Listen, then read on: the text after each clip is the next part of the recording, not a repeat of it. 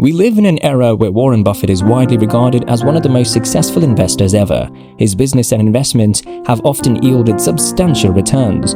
This is evidenced by his annual letter to shareholders, in which he describes the progress of his business. But there may be certain investment lessons that every investor may follow if you look beyond the numbers. Hey guys, welcome to our channel. In this video, we'll discuss 5 key takeaways we gleaned from Warren Buffett's shareholder letter. So let's begin. 5 gems are shown below. There is no comparison between a complete diamond and a complete rhinestone. When given the choice between owning 100% of a mediocre business versus a non-controlling but sizable stake in a fantastic one, Berkshire would always choose the latter. As opposed to owning a single rhinestone, having a stake in the Hope Diamond is preferable.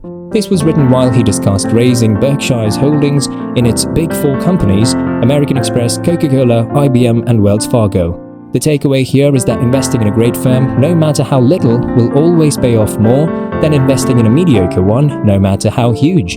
Suppose you invested in 2 companies, A and B, where A's share price was 250 rupees and B's was 100 rupees, and A offered you a yearly return of 12% and B's return of 20%. In the end, you benefit more from company A than from company B, rupees 30 versus rupees 20. The amount of money kept in a business is excellent retained earnings. When a corporation retains its earnings and puts them back into operations, rather than paying out dividends, everyone wins. Buffett said that successful businesses often invest their own money in promising new ventures. Consequently, stockholders may not always benefit from a big dividend payout. Also, if you reinvest your dividend and interest money, you may get a better return. Consider that you can outperform the 4% return on a savings account by investing the dividend in an additional share of stock. Alternate the investment you have. Finding the most promising stock might be a time-consuming process. While waiting, you can divide your funds into manageable chunks and put them into relatively secure equities. High-dividend, low-volatility stocks, such as those issued by blue-chip corporations, are a common example of this in the market. After that, you can use the money from the sale to invest in better stocks. As a result, you can reinvest your profits to grow your portfolio. The ability to make an elephant-sized acquisition requires a massive portfolio of marketable securities, as Buffett put it.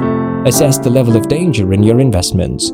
For insurance firms, according to Buffett, the 4 most important disciplines are knowing the dangers they face, figuring out how likely it is that they will actually incur losses, determining a premium that can cover those losses, and walking away if that premium can't be determined.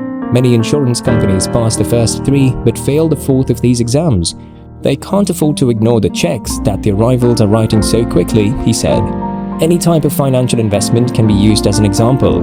Taking a cautious approach to risk assessment is only the beginning of your work. When this happens, you're thinking about the worst-case scenario. To make sure your investments are profitable, you should keep tabs on them frequently. If not, be prepared to sell and minimize losses. Under these conditions, patience may not be a virtue. Pricing is important. The likelihood of making a large profit on the purchase of a terrific stock at a time when its price is high is diminished. Buffett said that even a company with great economics can be a poor investment if paid too much. While this may seem easy to do, in practice it often proves challenging. This is because investors are more likely to buy during market rises and sell during market declines. In fact, the current market situation presents a great opportunity to grow shareholdings by using it as a discount festival. Bottom line, Berkshire Hathaway's book value rose from $19 per share to $155,501 in 51 years. Book value is the amount an investor would receive if the firm were liquidated and sold tomorrow. If Berkshire liquidates, each share might be worth $155,501. This is an 8,100-fold increase from $19, 19.2% increase annually. These lessons are wholly to investors and should be read and applied. If you have any questions or suggestions for future videos, please leave a comment below. I've read each and every comment. Please hit the button to show your appreciation if this video helped you out. Whatever I put out will be of the highest quality I can muster, and I will always provide it to you at no cost to you.